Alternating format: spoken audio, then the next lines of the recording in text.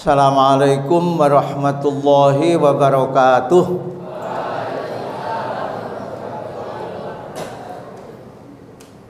Alhamdulillah ja'ala Ramadhana syahrun azima syahrun mubaraka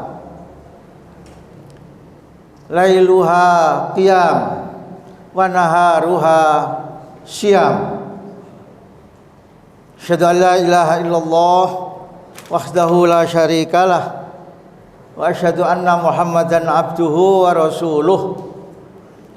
Shalawatullahi wa salamuhu alaihi wa ala alihi wa ashabihi wa man tabi'ahum bi ihsan ila yaumiddin. Wa ba'du. Jamaah para santri Pondok Pesantren Sumambang rahimakumullah. Setelah tadi saya sudah tahmid, tahlil, sholawat, maka selanjutnya kami mengajak kita semuanya, marilah pada bulan yang penuh berkah ini kita berusaha mengisi dengan amal-amal ketaatan, amal-amal ibadah. Kita perbanyak tahlil kita perbanyak zikir kita perbanyak istighfar kita perbanyak permintaan kita surga, dan kita perbanyak kita minta untuk dijauhkan dari neraka. Kita perbanyak pula amal-amal ibadah yang lain, baca Quran dan lain-lain. Itu semua dengan harapan mudah-mudahan begitu kita keluar dari bulan Ramadan, kita sudah menjadi manusia yang bersih lagi. Semua dosa-dosa kita, salah-salah kita diampuni oleh Allah Subhanahu wa ta'ala. Jangan sampai kemudian terjadi seperti yang dikatakan Rasulullah sallallahu alaihi wasallam, rahima anfu rajulin dakhala alaihi Ramadan tsumman salaho qabla ayu farlahu cilaka wong iku dakhala alaihi Ramadan, dia menangi bulan Ramadan, masuk bulan Ramadan, suman salaho, kemudian Ramadan habis, qabla ayu farlahu, sebelum ia diampuni, naudzubillah. Makanya marilah kita perbanyak istighfar kita, doa-doa kita, taat kita kepada Allah Subhanahu wa ta'ala. Para siswa, para santri hadirin rahimakumullah, pada kesempatan yang berbahagia ini saya ingin menyampaikan satu potong ayat, mudah-mudahan mengingatkan kita. Tapi sebelum saya sampaikan ayat ini, dulu karena guru kita sebelum menjelaskan, kemudian beliau bercerita dulu untuk barangkali untuk memudahkan memahami ayat ini. Begini ceritanya. Nah, dahulu kala konon ada tiga orang musafir. Dia pergi. Musafir ini membawa harta yang banyak.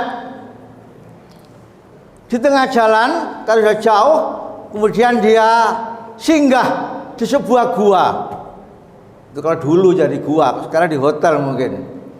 Ya, di gua. Kemudian begitu setelah tinggal di gua ini, salah satu diutus pergi ke sebuah desa untuk membeli makanan. Yang dua tinggal di gua. Nah, begitu yang satu pergi membeli makanan, dua yang ada di gua ini merencanakan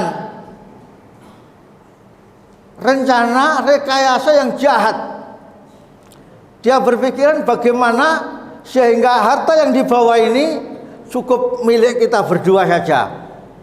Sehingga akhirnya dia merencanakan temannya yang satu tadi ini akan begitu datang akan dihabisi berdua. Betul, begitu datang temannya ini langsung dibunuh. Ya mati, dibunuh. Tapi makanannya masih. Makanan dimakan berdua. Nah, setelah dia makan, dua orang ini kemudian dia mati juga. Kenapa? Karena rupanya yang satu pergi beli makanan tadi juga punya rekayasa. Bagaimana nanti harta yang ada di gua itu saya miliki sendiri.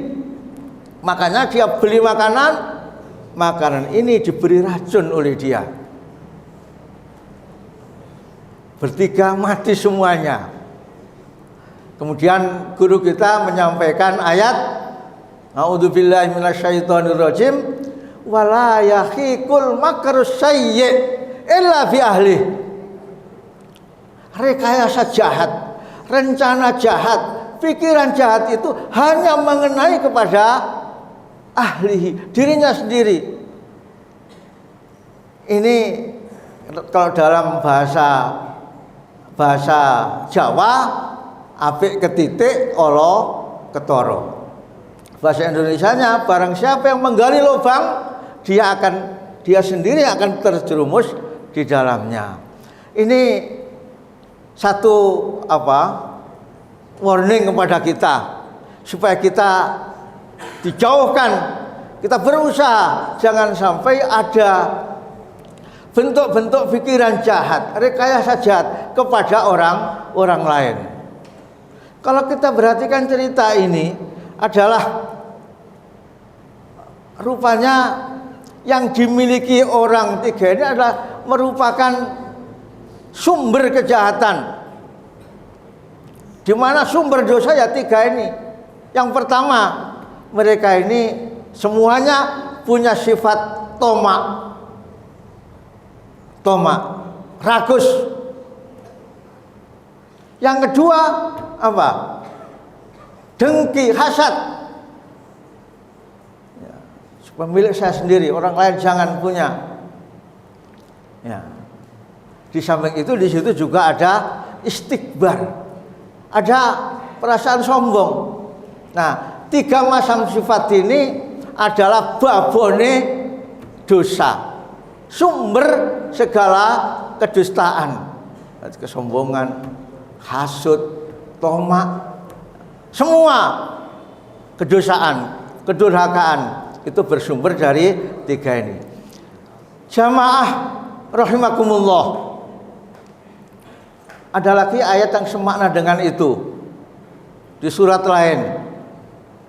Saya tidak menyebutkan suratnya, nanti silakan diklik sendiri aja. Al-makrus sayyi akan keluar dari situ, kamu cari. Jadi wala yahiqul makrus sayyi illa bi ahli. Ada lagi yang semakna dengan itu, fa innama baghyukum ala anfusikum. Ini sama maknanya. Baghyukum ala anfusikum. Nah, jadi kenakalanmu, kedurjanaanmu itu ala anfusikum, akan mengenai pada dirimu sendiri. Ayat lain juga diulangi lagi, ada lagi. Wa man nakasa fa innama yanqusu ala nafsih. Itu semua ayat-ayat yang semakna. Artinya adalah rekayasa jahat itu akan kembali kepada dirinya sendiri. Makanya marilah kita selalu menjauhkan dari sifat-sifat jahat itu, ya, bukan karena supaya kita tidak mendapat kejahatan, tapi itu semua kita lakukan karena kita taat kepada Allah Subhanahu wa taala. Allah menunjukkan, melarang, menyuruh seperti itu, kita jalankan. Nah, adapun kita sudah berusaha tapi qadarullah yang lain itu semua kita serahkan kepada Allah Subhanahu wa taala. Hadirin rahimakumullah, inilah yang perlu saya sampaikan. Jadi marilah kita amal-amal baik, taatan kita perbanyak, karena itulah makna dari kita mensyukuri bulan Ramadan ini.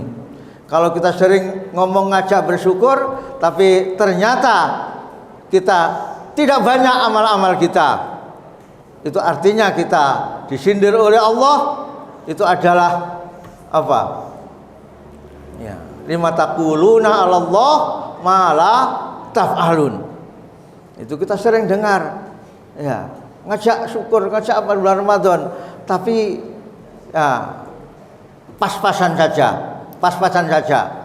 Salat rawatib ya pas itu aja, salat malam ya pas itu aja, lain-lain tidak sama sekali. Padahal kalau kita mengikuti para sahabat itu adalah mereka yang masuk bulan Ramadan, mereka malah senang, mereka malah bahagia. Lapar itu justru tambah senang mereka itu. Kenapa bisa demikian? Nah, itu yang perlu kita cari. Nah, di kita masuk bulan Ramadan itu tidak ada persiapan apa-apa. Tapi para sahabat sebelum Ramadan jauh itu sudah persiapan. Rajab, Sya'ban sudah persiapan untuk masuk pada bulan Ramadan. Oleh karena itu maka kalau kita persiapannya kemarin tidak banyak, maka hasilnya tidak akan memuaskan. Tapi bagaimanapun kita sebagai manusia akan terus berharap kepada Allah Subhanahu wa taala, sehingga begitu kita keluar nanti pada bulan Ramadan, ghufira lana ma nataqaddam min danbina wa min dzunubina. Mudah-mudahan subhanakallahumma bihamdik asyhadu an la ilaha illa anta nastaghfiruka wa natubu ilaik. Sallallahu ala Muhammad walhamdulillahi rabbil alamin. Assalamualaikum warahmatullahi wabarakatuh.